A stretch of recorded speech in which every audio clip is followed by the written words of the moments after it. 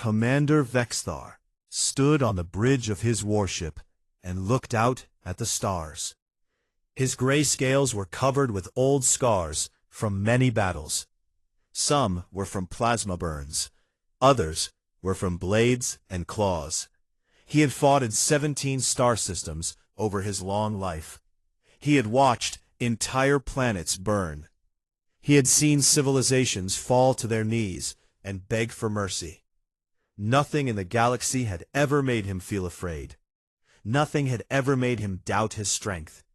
He was a warrior of the Karathi Empire, and the Karathi had conquered half the known universe. But today, something felt different.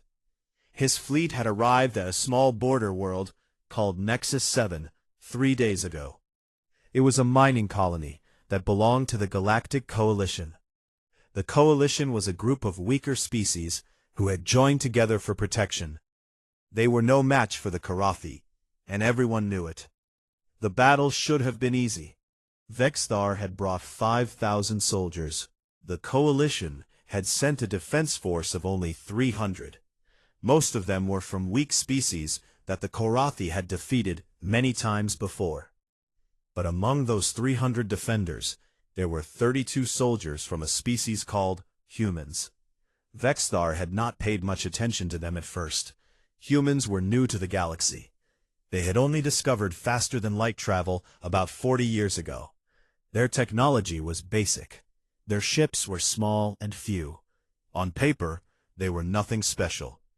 The first day of battle changed his mind. The Karathi landed their troops and pushed toward the main colony building. The other coalition species fell back as expected. Some surrendered, others ran, but the humans did neither.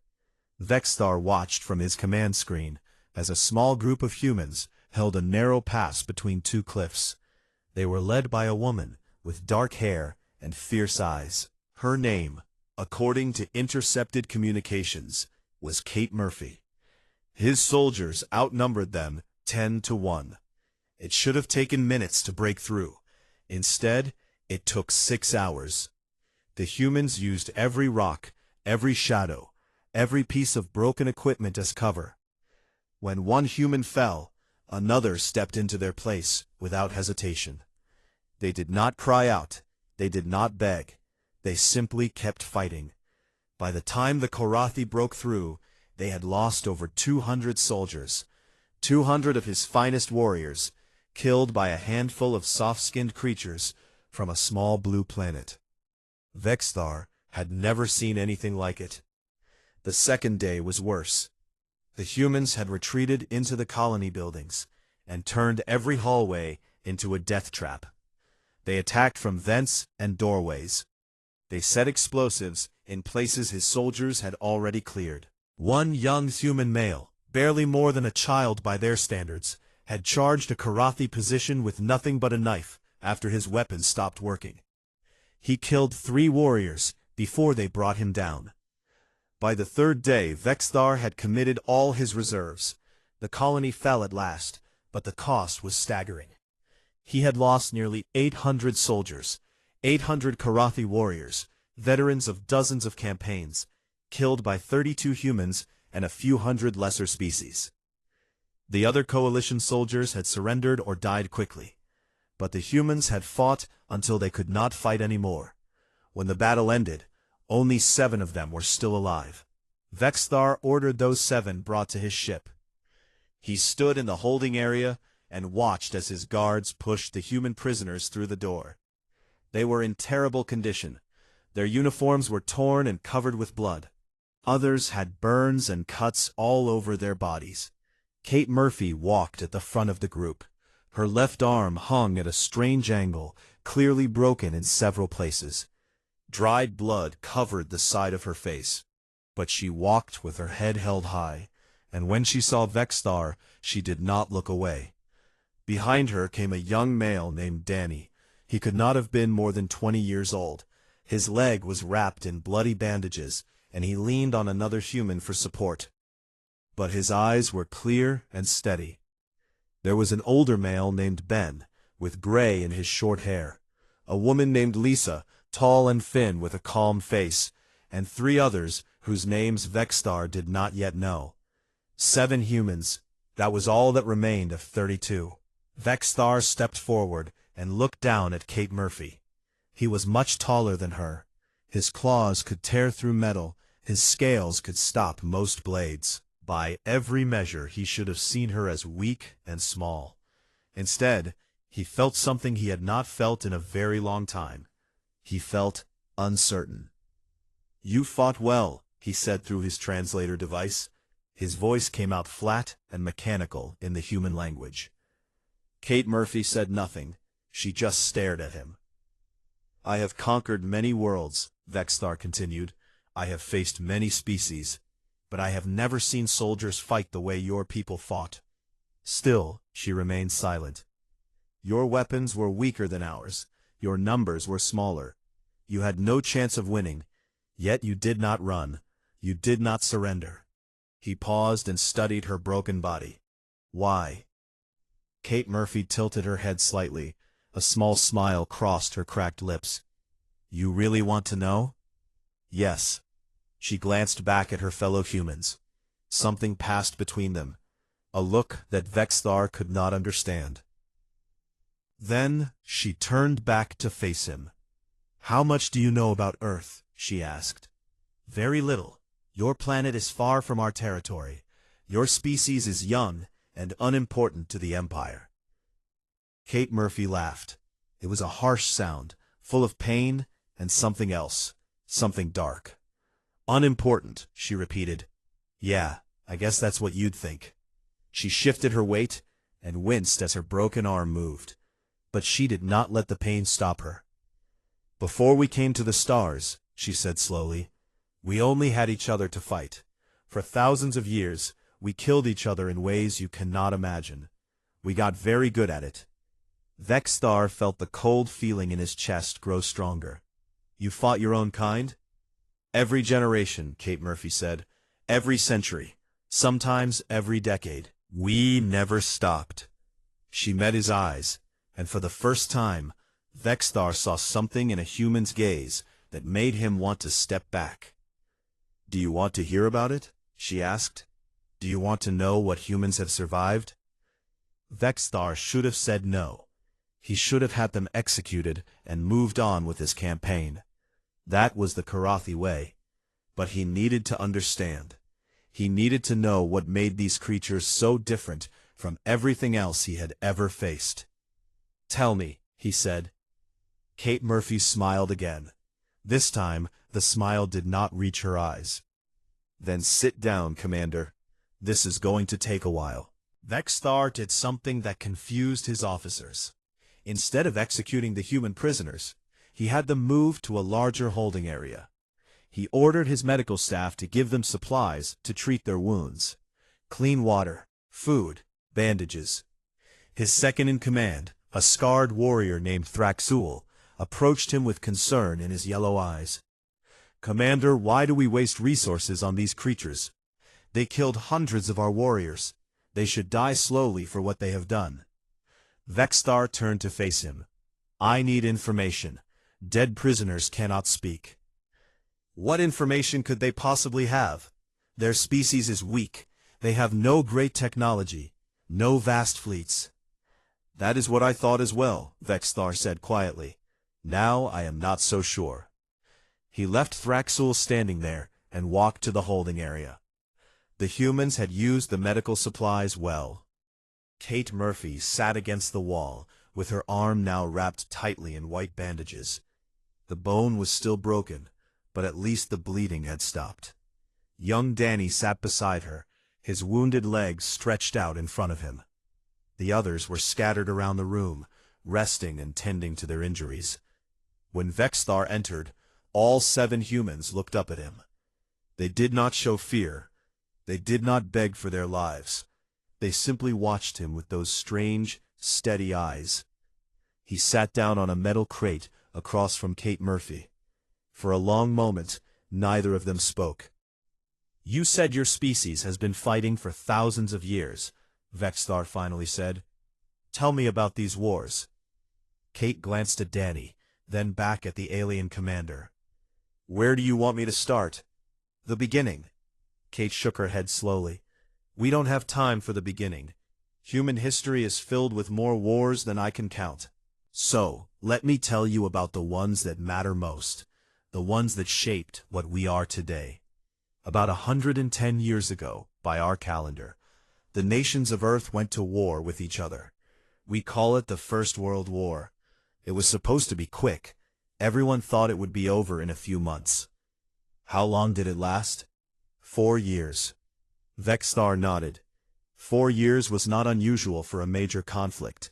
The Korathi had fought wars that lasted decades. But it was not like any war that came before, Kate continued. New weapons had been invented. Machines that could fire hundreds of bullets in seconds. Explosives that could kill dozens of men with a single blast. And the soldiers, they were not prepared. She described the trenches, long ditches dug into the earth, where millions of young men lived for months at a time. Mud that swallowed soldiers whole. Rats that fed on the bodies of the dead. Disease that spread through the cramped spaces and killed as many as the enemy weapons did. The commanders would order their men to climb out of the trenches and walk toward the enemy, Kate said. They called it going over the top. The soldiers knew that most of them would die before they reached the other side. But they did it anyway, day after day, week after week. Vexthar felt his scales tighten. They walked into certain death, willingly. They were ordered to, and they followed those orders. She told him about a battle called the Somme. On the first day alone, 20,000 soldiers from one nation died. 20,000 in a single day, and the battle continued for months after that. By the end of that one battle, over 1 million men had been killed or wounded. 1 million, and it was just one battle in one war. The number struck Vexthar like a physical blow. The Korathi had never lost 1 million soldiers in an entire century of conquest. These humans had done it in a few months of fighting each other. Then came the gas, Kate said. Her voice grew quieter. Poison that floated through the air and burned the lungs of anyone who breathed it. Soldiers would drown in the fluid that filled their own chests. Others went blind. Some survived, but could never breathe properly again. He didn't want to be left behind. Vexthar tried to process this information. Children volunteering to walk into poison gas and machine gun fire. It went against everything he understood about survival. Kate continued her story. The war finally ended after 4 years. Millions were dead. Entire generations of young men had been wiped out. The nations of Earth promised it would never happen again. But it did, Vexthar said. It was not a question. 20 years later, we call it the Second World War, and it was much worse. She told him about a man who rose to power in one nation and convinced his people that other humans were less than human, that they deserved to be destroyed. He built an army and began to conquer his neighbors. The war spread across the entire planet, every continent, every ocean. Nations that had been at peace for generations were pulled into the fighting. Kate described cities reduced to rubble by bombs dropped from the sky, civilians dying by the millions, families torn apart, children orphaned. One nation killed 6 million people simply because of their religion. They built special camps for killing, factories of death. Vexthar's translators struggled with the concept. Factories? For killing? Yes. They wanted to kill as many as possible, as efficiently as possible. So they built systems, processes, like they were manufacturing products instead of committing murder. The holding room was completely silent. Even the other humans had stopped what they were doing to listen. These were stories they all knew, stories every human child learned. But hearing them spoken aloud to an alien still carried weight. How many died in this second war? Vexthar asked.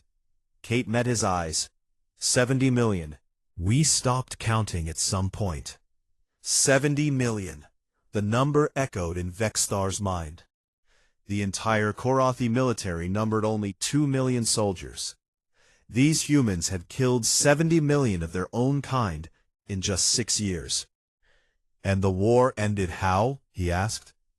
Kate's expression grew even darker. We built a weapon. A bomb that used the power of atoms themselves. One bomb that could destroy an entire city in a single flash of light. You built such a weapon? We built two, and we used them both. She told him about the cities called Hiroshima and Nagasaki, about the hundreds of thousands who died instantly, about the radiation that killed many more in the weeks and months that followed. That is how we ended our second Great War, Kate said, by showing that we were willing to burn cities to the ground, by proving that there was no limit to what we would do to win. Vexthar stood slowly. His legs felt unsteady beneath him. In all his years of conquest, he had never heard anything like this. He had never imagined that any species could do such things to itself. And these humans were not ashamed. They spoke of these horrors with sadness, yes, but also with a strange kind of pride, as if surviving such madness had made them stronger. I need time to consider what you have told me, Vexthar said. Kate nodded. There's more, much more. That was just the first 100 years of what we call modern warfare. Vexthar stopped at the door. He did not turn around.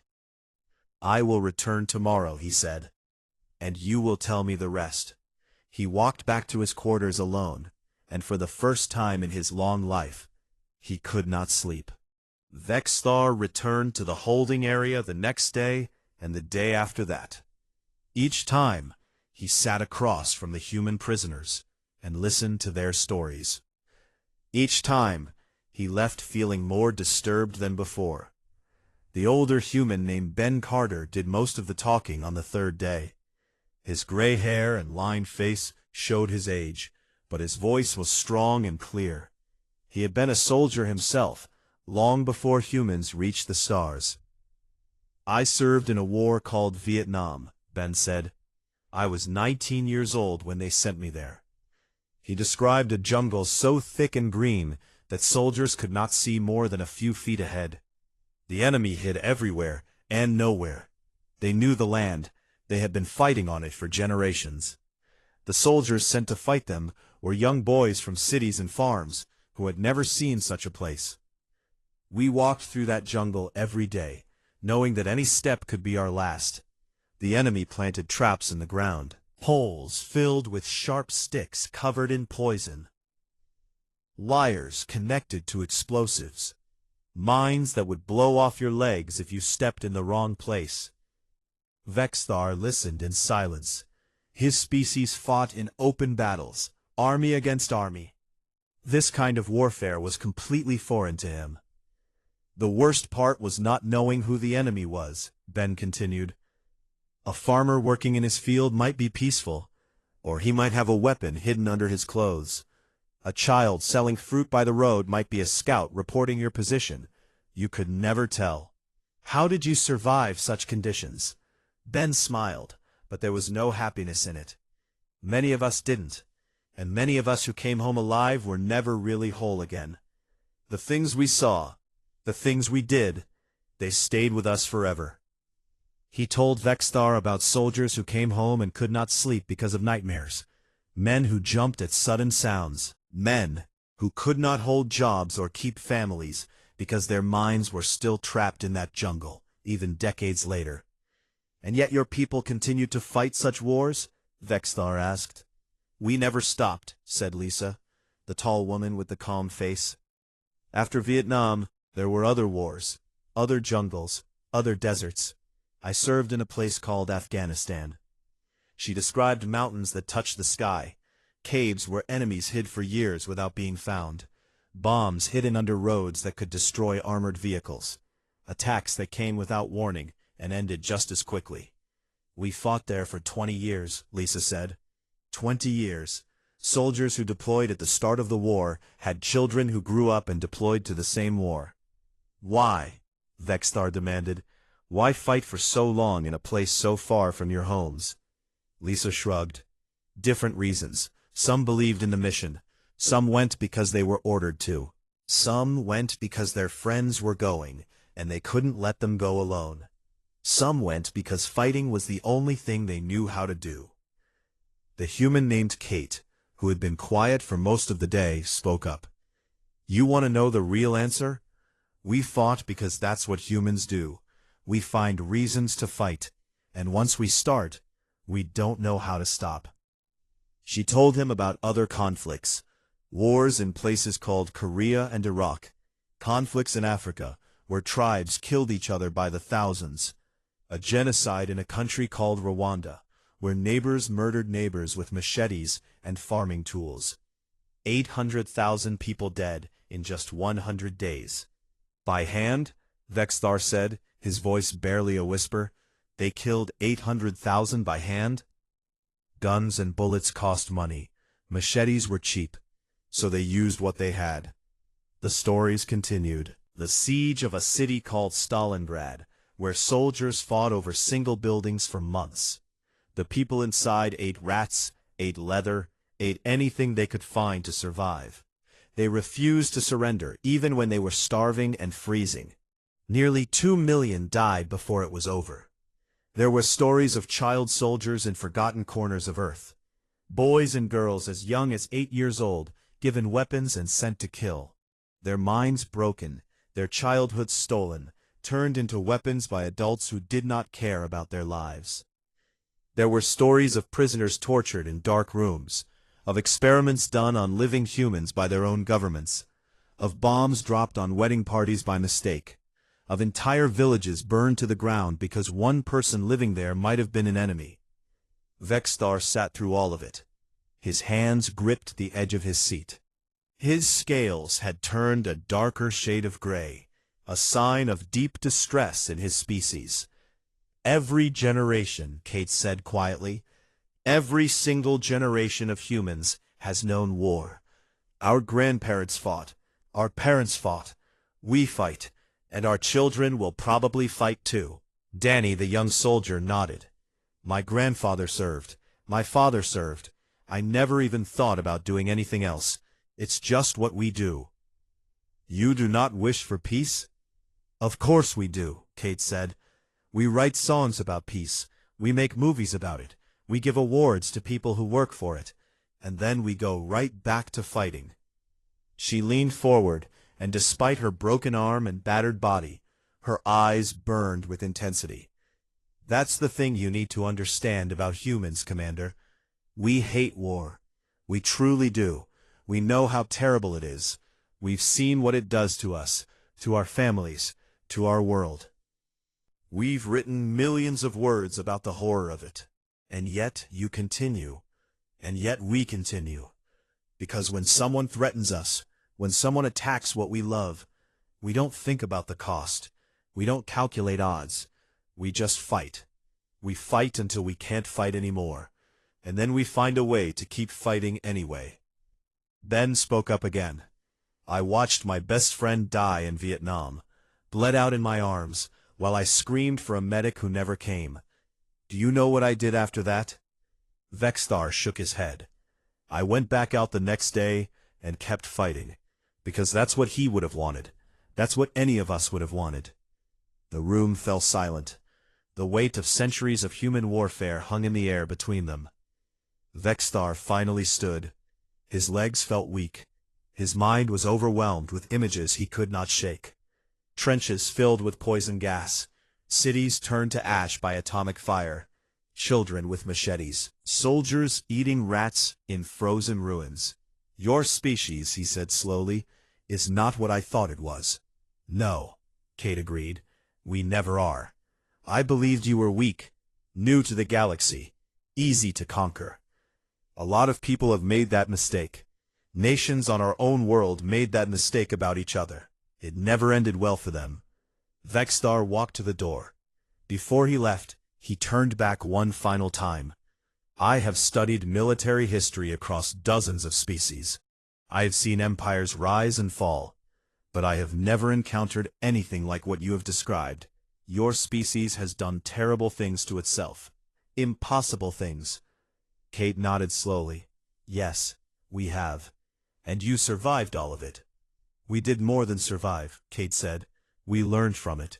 Every war taught us something new. Every horror made us stronger. We carry all of it with us, Commander. Every battle, every death, every sacrifice. It's written in our blood. Vexthar left without another word. His thoughts were spinning in directions he could not control. He had come to this world as a conqueror. He had expected easy victory. Instead, he had found something that made him question everything he knew about warfare. These humans were not just soldiers. They were the product of thousands of years of violence. They had been forged in fire and blood and suffering.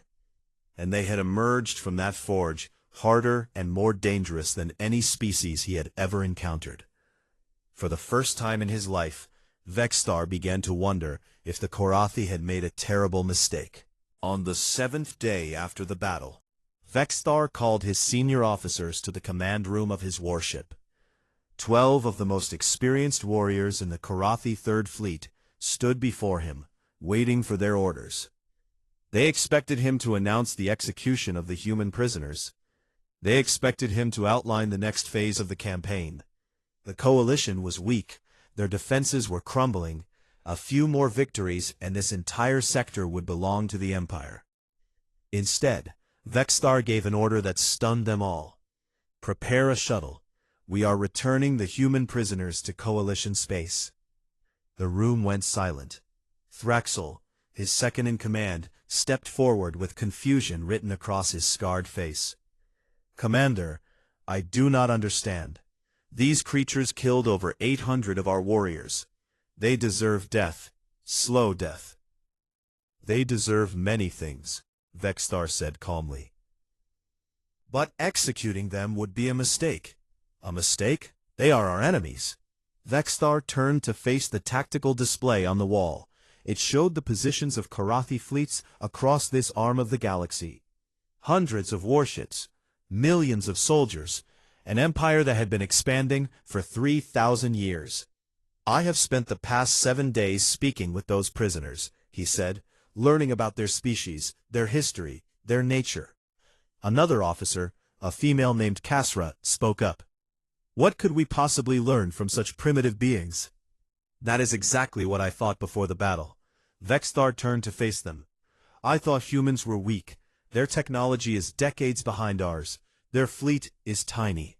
Their military experience extends back only a few generations of space warfare. He pressed a control, and data began scrolling across the display. Numbers, statistics, historical records he had compiled from coalition databases and from conversations with the prisoners. But their history of warfare on their homeworld is not measured in decades. It is measured in thousands of years, and in that time, they have done things to each other that we cannot imagine. He told them about the trenches, about the atomic bombs, about the death camps and the genocides, and the endless cycles of violence that had shaped human civilization. The officers listened in growing disbelief. They killed 70 million of their own kind in a single war, Kasra asked. That is impossible. I thought so too, but the records are clear. The humans have been killing each other on massive scales for their entire existence, and they have become very, very good at it. Thraxel shook his head. Even if this is true, it means nothing. They were fighting each other. We are different. We are stronger, better armed, better trained. Are we? Vexthar pulled up the casualty reports from the Battle of Nexus 7. We outnumbered their soldiers by more than 100 to 1. We had superior weapons, superior armor, air support, orbital bombardment capabilities, and still, they cost us 800 lives. 32 humans killed 800 Korathi. The numbers hung in the air, impossible to ignore. That is a loss ratio that should not exist, Vexthar continued. No other species in the history of our conquests has ever inflicted such damage on us with so few numbers, not once. He began pacing across the command room, his claws clicking against the metal floor. I asked myself why. What makes humans different? And after 7 days of listening to their stories, I finally understand. He stopped and faced his officers directly. Humans do not calculate odds the way we do. They do not weigh costs and benefits before committing to battle. When they believe something is worth fighting for, they fight. They fight even when they know they will lose. They fight even when they are outnumbered, outgunned, and surrounded. They fight until they physically cannot fight anymore. That is foolishness, Thraxul said. That is throwing away lives for nothing. Is it? Vexthar pointed to the casualty reports. Those 32 humans knew they could not win. They knew they would die, and they fought anyway, and in doing so, they cost us more than many full-scale battles against larger enemies. He pulled up a map of human space, their homeworld called Earth, their 12 colony worlds, their small but growing fleet. There are 8 billion humans on that one planet alone. 8 billion. And every single one of them carries the memory of what their ancestors survived. Every human child learns about those wars. They grow up knowing that their species has endured things that would have destroyed others. Kasra studied the map with new eyes. You believe they would all fight like those prisoners? I believe they would fight harder. Those prisoners were far from home, defending a world that was not even theirs. Imagine what they would do if we attacked Earth itself. Imagine what 8 billion humans would do to protect their children, their families, their world. Thraxul's scales had turned pale, a sign of unease. Then we destroy them before they become a threat. We gather the full might of the Empire and wipe them out. Can we? Vexthar asked softly. Think about what I have told you. Humans dropped atomic weapons on their own cities to end a war. They sent their young men into machine gun fire day after day for years. They kept fighting through poison gas, through starvation, through horrors that would have broken any other species. He let that sink in before continuing. If we attack them with everything we have, they will not surrender. They will fight back with everything they have. And based on what I have seen, what I have learned, I do not know if we can win that fight. The room was completely silent now. These were warriors who had conquered dozens of worlds. They had never heard their commanders speak of any enemy with such caution. The humans have a saying, Vexthar said. They call it mutually assured destruction. During their Cold War, 2 of their nations pointed thousands of nuclear weapons at each other. Each side knew that if they attacked, the other would retaliate. Both would be destroyed, so neither attacked. They threatened to destroy themselves. They were willing to destroy themselves rather than lose. That is the nature of humans. They would rather die than submit. They would rather burn their own world than let someone else take it. Vexthar walked back to the center of the room and looked at each of his officers in turn. We have 3 choices. We can continue this war and hope that we can kill 8 billion humans before they find a way to kill us. We can withdraw now while our losses are still manageable. Or we can try to find a peaceful solution with a species that has proven it will not be conquered. The Empire does not withdraw, Thraxul said, but his voice lacked its usual conviction. The Empire has never faced an enemy like this. Vexthar straightened to his full height. I am not speaking of retreat. I am speaking of survival, not just for this fleet, but for our entire species.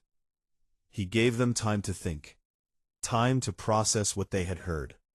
These were proud warriors, but they were not fools. They could see the logic in his words, even if it wounded their pride. Finally, Kasra spoke. What do you propose? We release the prisoners, we withdraw from this sector, and we send a message to the humans, making it clear that we have no wish to continue this conflict. The High Command will not be pleased. The High Command is not here. They did not see what I saw. They did not hear what I heard. Vexthar walked toward the door. Prepare the shuttle.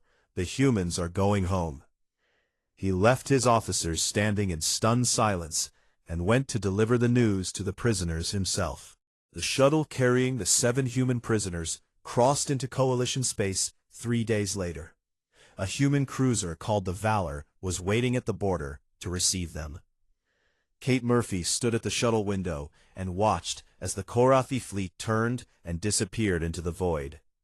She had not truly believed they would let her go. Even as she had boarded the shuttle, even as they had crossed through empty space toward safety, a part of her had expected a trick, a trap, something. But the Korathi had kept their word. The shuttle docked with the Valor, and Kate stepped through the airlock into the familiar smell of human air. Recycled and processed, but somehow still carrying hints of coffee and sweat and all the other small things that made a ship feel alive. A medical team was waiting for them. They rushed forward with stretchers and equipment, ready to treat wounds that had already begun to heal. Kate waved them off and looked for whoever was in charge. A man stepped forward from the crowd. He was tall, with broad shoulders, and short brown hair that was just starting to show gray at the edges. His uniform marked him as the ship's captain. "I'm Ryan Cole," he said, "captain of the Valor.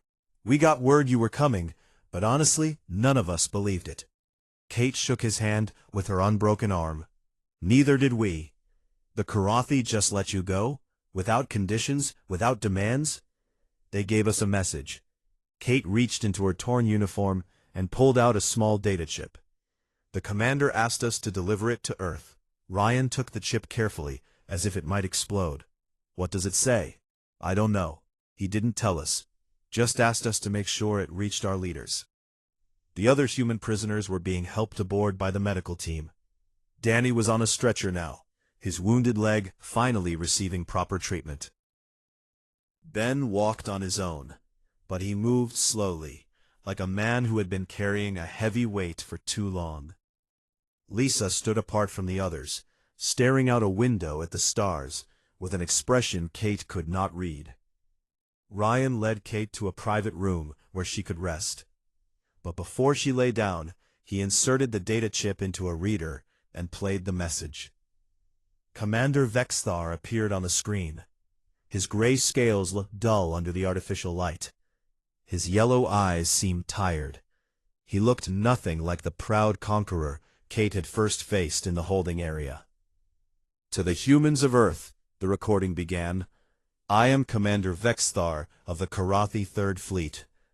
I have spent the past 7 days learning about your species. I have heard your history from your own soldiers, and I have made a decision." Kate leaned forward, her exhaustion forgotten. "The Korathi Empire has conquered half the galaxy.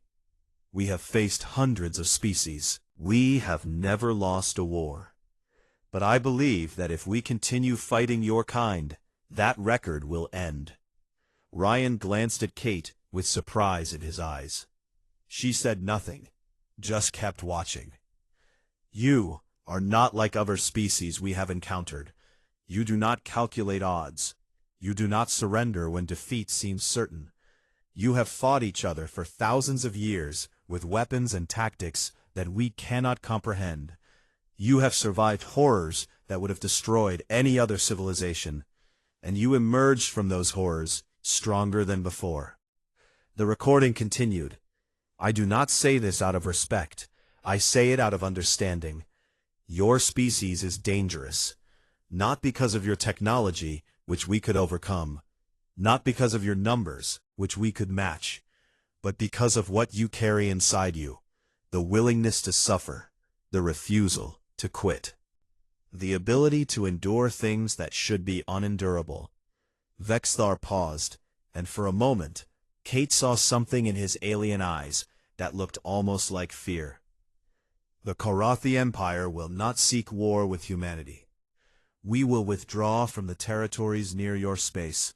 We will leave you alone. In return, we ask only that you leave us alone as well." The message continued. "I have studied your history. I know that you do not always honor such agreements. I know that your species has broken countless treaties with itself over the centuries. But I also know that you remember your enemies. You remember those who wronged you, and you do not forgive easily. We do not wish to be remembered as your enemies. We do not wish to be the target of your anger. We have seen what happens to those who draw the full attention of humanity. Cities burned, nations destroyed, generations lost. So we offer you peace, not because we are weak, not because we fear death, but because we have learned enough to understand what you truly are. We want no part of the war that would follow if we continued down this path. The recording ended. The screen went dark. Ryan sat back in his chair and let out a long, slow breath. They're scared of us. Kate nodded slowly. Yes, they are. Because of what we told them about our wars? Because of what those wars mean. Kate looked down at her bandaged arm. Every species they've conquered gave up eventually. When the cost got too high, when victory seemed impossible, they surrendered. That's how the galaxy works. That's how it's always worked. She met Ryan's eyes. But humans don't work that way. We never have. And now they know it. There was a knock at the door. Ben limped in, leaning on a crutch that the medical team had given him. He had heard the message through the ship's intercom system. 3,000 years of conquest, Ben said quietly. And they finally found something that made them stop. Danny appeared behind him in a wheelchair, pushed by Lisa. His young face was thoughtful, older than it had been just a week ago. What happens now? Danny asked. Kate stood and walked to the window. Outside, stars stretched in every direction. Somewhere out there, the Karathi were retreating. Somewhere out there, Earth was spinning. 8 billion people living their lives without knowing how close they had come to a war that might have destroyed them. Now we go home, Kate said. We rest, we heal, and we hope that nobody else decides to test us. And if they do? Lisa asked. Kate thought about the story she had told Vexthar. The trenches filled with poison gas, the cities reduced to ash, the death camps and the genocides and the endless wars that had shaped her species. She thought about all the suffering, all the loss, all the terrible things humans had done to each other over thousands of years.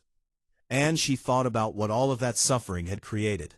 A species that could not be broken, a species that would fight against any odds, endure any hardship, sacrifice anything to protect what it loved. If they test us, Kate said quietly, they'll learn the same lesson the Karathi just learned. Humans don't know how to give up. We never have, and we never will. The Valor turned toward Earth and began the long journey home. Behind them, the border grew quiet. The Karathi kept their word. No more attacks came. Word spread through the galaxy. The humans had faced the conquerors and had not broken. The humans had survived. Other species began to watch them differently, some with respect, some with fear, some with a mixture of both. And on Earth, life continued as it always had. People worked and laughed and loved and fought. They did not know that their survival had been secured by 7 soldiers and the stories they carried. Stories of suffering, stories of endurance, stories of a species that had walked through fire and emerged ready to keep walking. That was the human way. It had always been the human way. And somewhere, in the dark between stars, an alien commander who had conquered 17 worlds sat alone in his quarters and thought about the small, soft creatures who had taught him something he had never expected to learn. Some enemies were not worth making. Some wars were not worth fighting. And some species, despite their fragile bodies and short lives, carried something inside them that made them more dangerous than any weapon or fleet or empire. Vexthar had seen many things in his long life, but he knew he would never forget the look in Kate Murphy's eyes as she told him what humans had survived. That look would haunt him until the day he died.